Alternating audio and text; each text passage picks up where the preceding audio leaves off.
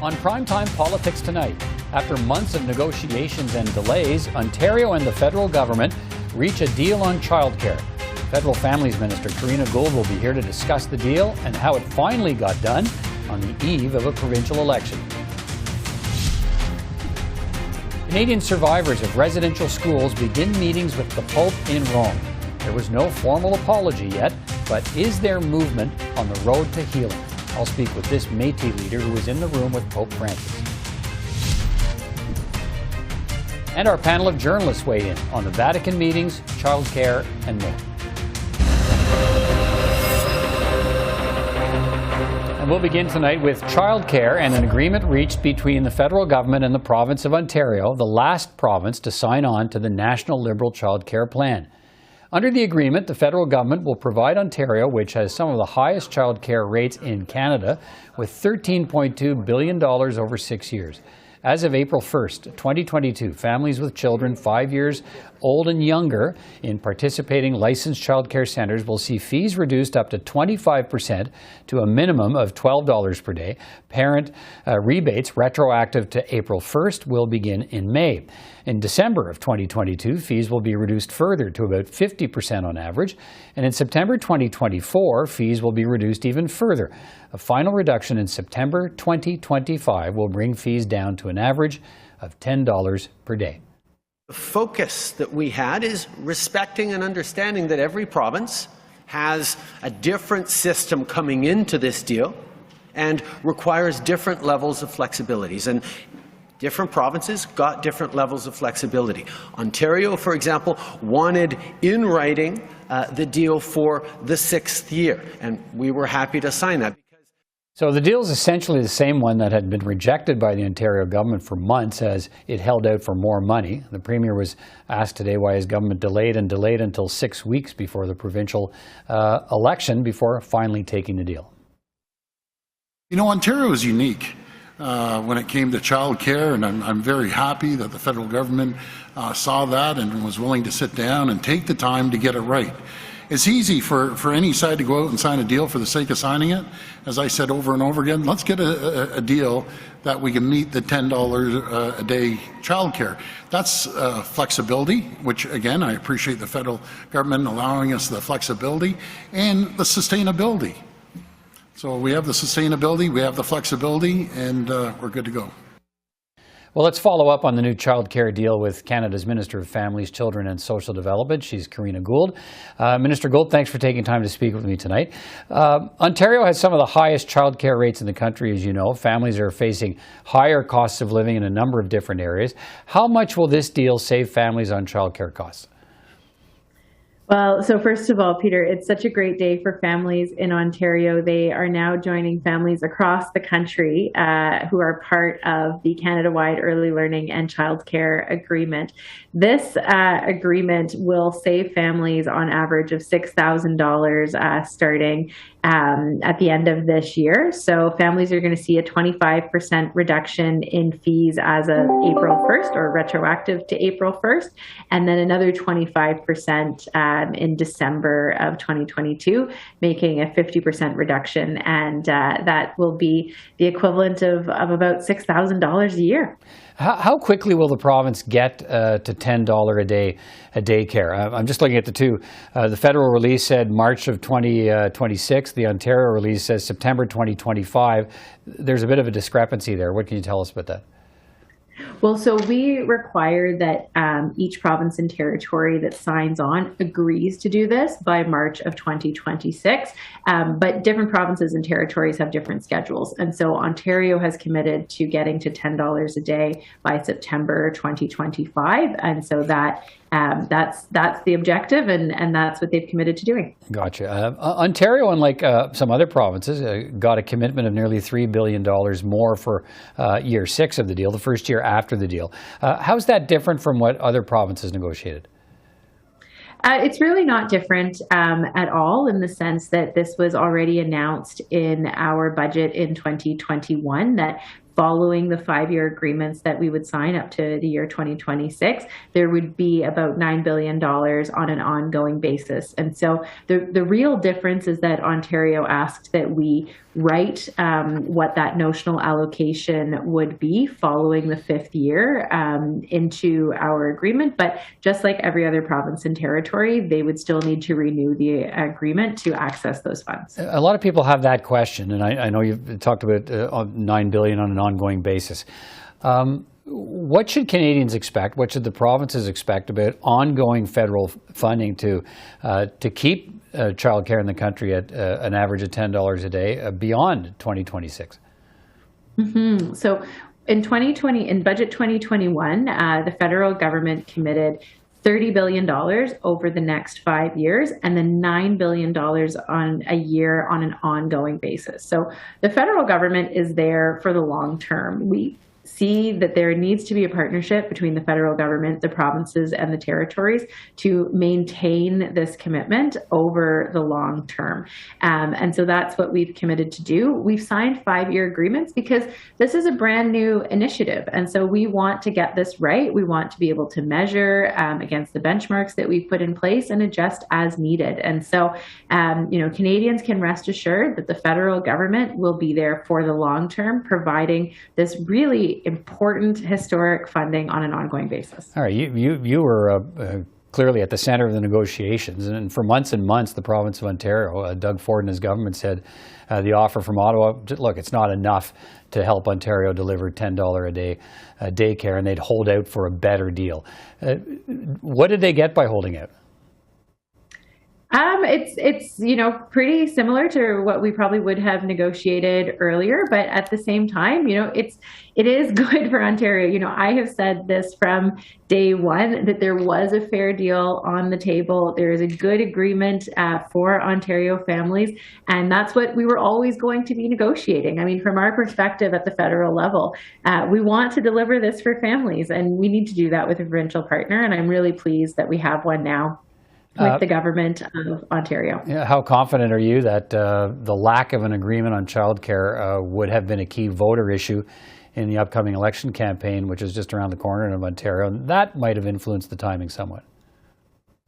Perhaps. I won't comment on the provincial election, but I can say that in the federal election, I heard from people of all ages, all genders, all backgrounds, that they wanted this childcare agreement done, and they wanted this delivered in Ontario. As you mentioned, Peter, families in Ontario pay some of the highest prices around the country. It doesn't end up being a choice for a lot of families because they can't necessarily afford to work and to pay for childcare. And so lowering those fees, increasing those spaces is actually going to be great for families, and it's going to be really good for our economy. The deal also promises the creation of 86,000 new high-quality childcare spaces in Ontario. Will they be not-for-profit spaces? So the vast majority of them will be. Ontario has, the vast majority, 70% of the existing licensed spaces are in not-for-profit care. And so Ontario has committed to maintain or increase the ratio of not-for-profit spaces to for-profit spaces. Ontario has, probably the largest share of not-for-profit spaces across the country. And so we are allowing for some flexibility in terms of those spaces, but predominantly they do need to be in the not-for-profit sector. Right. The agreement also speaks, we'll finish on this, speaks to the need to encourage more people to work in childcare by improving compensation. How will that happen in an area of provincial jurisdiction? How do you force better wages in a province? Well, so the federal government can't force it, but we did and do encourage them. So one of the things that we require in all of the agreements is to have a wage grid. It's up to the province or territory to determine what that is, but it has to show growth for the childcare sector workforce. And so in the case of Ontario, Ontario has committed to ensuring that the minimum wage for childcare workers is $18 an hour, and they're going to increase it by $1 an hour every year up to a maximum of $25 an hour. So that's positive. It's a step in the right direction. I think we've heard very loudly and very clearly from the sector that, they need more because we can't grow spaces. We can't have quality care without ECEs. So it's a good step in the right direction. And we're certainly encouraging provinces and territories to do more. All right, Karina Gould, thanks for your time again tonight, Minister, and we'll talk again soon, I hope. Thank you, Peter. The survivors of Canada's residential school system began their meetings with Pope Francis at the Vatican today to tell their stories of the damage done by the Catholic Church-run schools. The first of several delegations of Indigenous survivors met with the Pope today. There will be other meetings later in the week. Members of the Métis Nation and the group representing the Inuit each met with the pontiff for an hour. He did not yet offer an apology for the abuses of the church, but the groups believe he did commit to a journey of truth, justice, and healing. There's a complexity to this conversation and a complexity around faith. No matter if it's Catholic, no matter if it's Anglican or whatever faith it might be, and colonialism and human rights abuses, that is unfortunately just a central tenet of the relationship that the Church has had with Indigenous peoples in Canada and with Inuit specifically. We are here pushing back against that, and we hear the Church talking about wanting to be on that path with us, and so that is encouraging. To acknowledge that the Catholic Church is accountable and responsible for some of that harm to not only our survivors who are still living today, but that they're responsible for the harms that our communities still suffer today. That will play an important role in our healing. Will that give us closure? No. An apology is just words, and we then need action to follow that.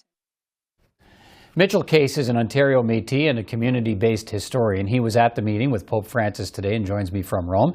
Mr. Case, first of all, thanks for taking time to speak with me tonight. I do appreciate it. What was it like to finally be in the room with the Pope and able to hear those three survivors of residential schools share their stories of survival and loss with Pope Francis?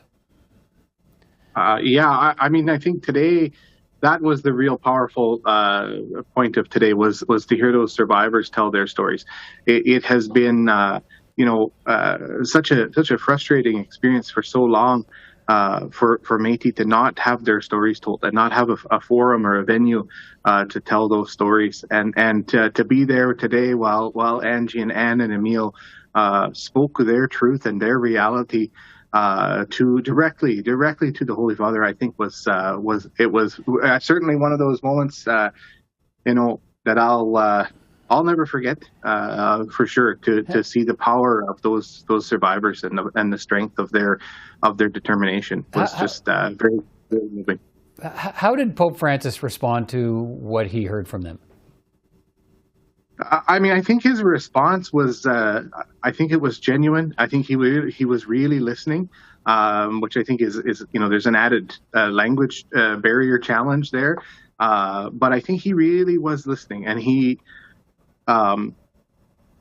I think he was moved by some of the horrific details of some of those stories, and I then hope that movement translates into action, but time will tell on that. What did the Pope commit to today? What did you hear from him? He had a response from our remarks that he made a commitment that he took. I'm trying to remember exactly how he said it, but he took words that we had given to him about hope, healing, and justice, and he took those. And he said that he himself has a personal responsibility for those things, for justice and healing, and that he felt a deep sense of personal responsibility for that. I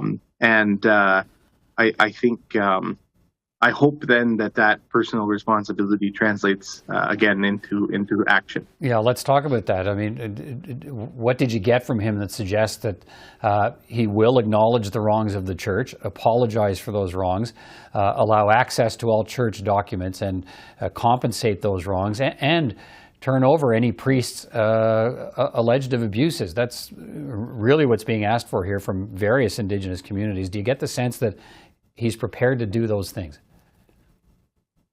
I don't know. I'll be very, very honest. I don't know. I want to believe that when the Holy Father said today that he had a sense of sorrow over those things that he had heard, I hope that then means that that they will all of those things you listed, access to records and the ability to prosecute perpetrators and all of those sorts of things. And I don't. There was no. I will be very clear though. There was no commitment in the meeting that would happen. So there is another meeting, the general audience, later this week, and maybe that's where that will happen, or maybe if he comes to Canada, that's where that will happen. But I will say that if the general audience, if the visit to Canada happen, and those things don't happen, that will then.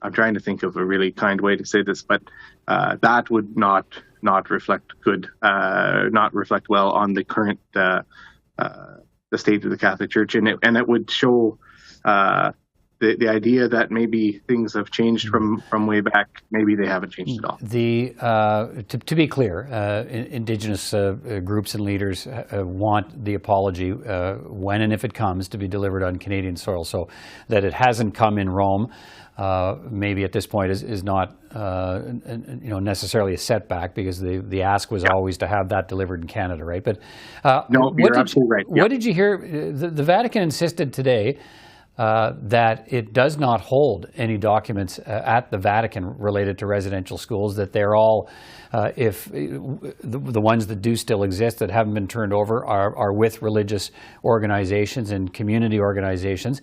Are you satisfied that the Vatican doesn't have the documents and is applying enough pressure on those who do to turn them over? I don't know, but I grew up hearing the Apostles' Prayer that said, "I believe in the one true Holy Catholic Church," and if there is in fact one true Holy Catholic Church, then I don't care about whatever technical they're not technically at the Vatican; they're technically at some other place held by some other entity within the Catholic Church. That is simply not good enough. If those records exist anywhere, and if they are under the control of any institution of the Catholic Church, they should be turned over immediately. And whether that is a technicality that maybe that's a distinction without a difference, that they're held by another entity other than the Vatican itself as the state. I don't know, but I don't. I quite frankly just don't accept that. All right. Let's see where things go for the rest of the week. But Mr. Case, thanks so much for your time today from Rome. Great to talk to you, and we'll talk again. Yeah, for sure. Thank you so much. The process of choosing a new fighter jet for the Canadian Forces took another step forward today. The federal government has chosen the F-35 by Lockheed Martin as its preferred option. The decision means the government will begin negotiating exclusively with Lockheed Martin for the $19 billion purchase of 88 planes. But again, it's not a done deal. We are still moving through the process. So details on costing will be further refined, particularly after officials analyze the financial and costing information that the selected bidder puts forward, and in this seventh and final phase.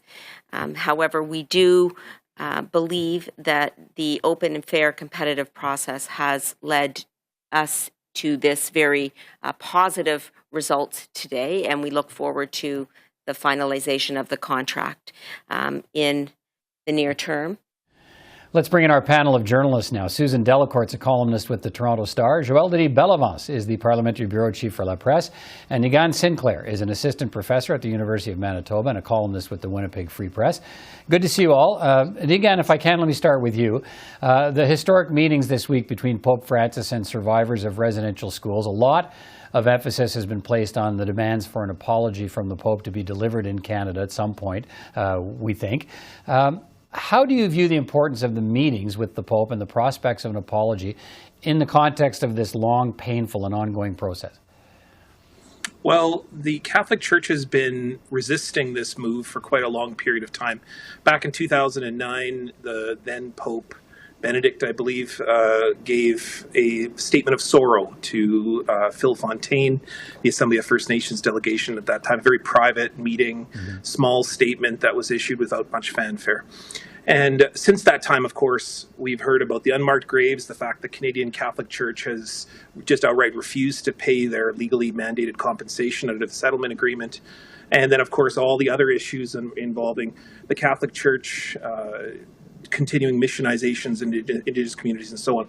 And so this is an effort both to create that healing after a long deal of public pressure, including the very Prime Minister, which asked the Pope to do this and to fulfill Call to Action 58 in the Truth and Reconciliation Commission. But then this is also a sign that the Church is aware that Catholics in Canada, everyday Catholics, all Catholics in Canada, have really justifiably lost faith in the Church. And this is a move not just to engage Indigenous peoples, but it's also a move to engage Canadian Catholics in what is just an egregious, outrageous decision to resist this move for years and years, and for Catholics to not take responsibility on this. Even the Canadian Catholic bishops have apologized, but the Pope has refused to. Right. Susan, what do you think this week in Rome means in that process of reconciliation? I was really struck by the tone, especially Netan Obed talking today about just the friendliness, the fact that gifts were exchanged, that I think the delegation was quite taken with the Pope's interest and knowledge of who they were. So, as Niigaan is saying, this is a long way from where things were even a couple of years ago. And I do think, as Niigaan also says, this has something to do with the fact that the anger or the outrage has been building up from here. I don't think even a few years ago you would have heard a minister calling the Catholic Church and the Pope shameful, as Mark Miller did last year, for not apologizing, or the Prime Minister, everybody from the Prime Minister on down in his government saying to Canadian Catholics, pressure your church. So I do think this is an evolution. It's an important one, and it was an important day. Joël, let me hear from you. What we heard spoke to him earlier on the program from the delegations that there was no commitment from the Pope, for an apology. Did a lot of listening.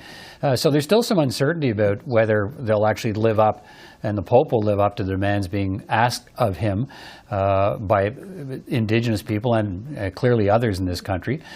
So where do you think we are in this process after what we're seeing this week in Rome? Well, I would expect that the delegation that is currently in Rome might be successful where politicians have failed in the past.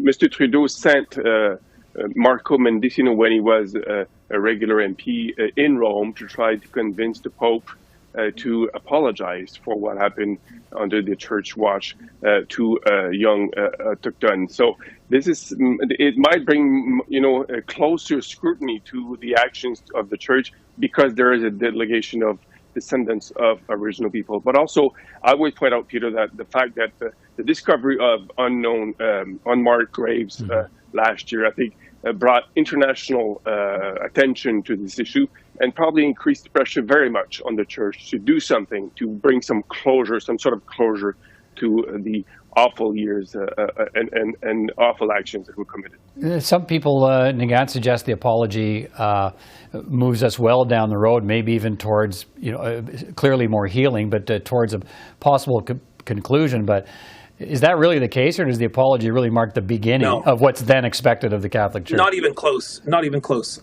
So here's the issues and I've been tweeting about this all day, and I've also read a column about this. Here's the four main issues.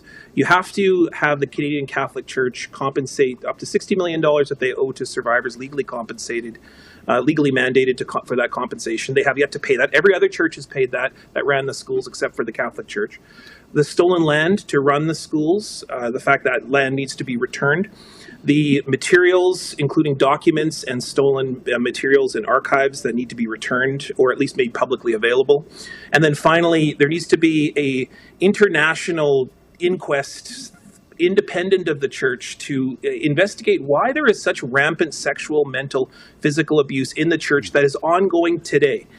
And that's what survivors are interested most. And then we can begin to discuss the issue and use the R word, which people haven't used very much. Notice it hasn't left the words of many Indigenous peoples, reconciliation, because an apology does very little. In fact, the popes have done everything but this in the past, to say sorry, to say I have a statement of sorrow, whatever it might be. But coming to Canada, it will be a good step to meet with Indigenous communities and to utter those words. Okay, we'll have more to talk about this week. I'm sure this story will be with us all this week in terms of the spotlight on Rome, but because the story beyond Rome is not going away either. But Susan, let me pivot the conversation here to childcare and the deal reached with Ontario today, the last province to sign on. But now the Prime Minister has a signature program that all provinces have bought into, federal money in exchange for federal objectives in an area of provincial jurisdiction. Do you think this sets the table for the kind of healthcare discussion we're going to see when it gets down to the deep talks about increasing health transfers to the provinces? It's a really interesting point, Peter. Yes, it probably is a template. I've been struck just in the last week for how much we are now talking in Canada about expanding the social safety net. Whether it was last week we were talking about dental care, pharmacare, and child care, all of those things that are going to be very hard for a future government to roll back, deliberately so. I think for the benefit of people back home watching this, if you're keeping score, Doug Ford was kinder and more effusive about his relationship with the federal Liberals than Jagmeet Singh was last week. So I'm left wondering, where's the real coalition here? There is certainly... I never thought I'd see a day where a Conservative premier was talking about expanding the social safety net with a Liberal Prime Minister, unless you're thinking way back to the days of Bill Davis and Pierre Trudeau. Joël-Denis, what do you think is happening here? And is this the precursor to, as I suggest, this notion of, look, give Canadians something they absolutely want, that premiers will have trouble saying no to, put some federal money behind it, and then you can set whatever conditions you want at some point? Well, that's also a very good point, but I would say that if Mr. Trudeau wants to follow that template, he will have to put a lot of money on the table. It's not going to be, I think, a minimum of $10 billion in increase per year to be able to attract the support of some provinces.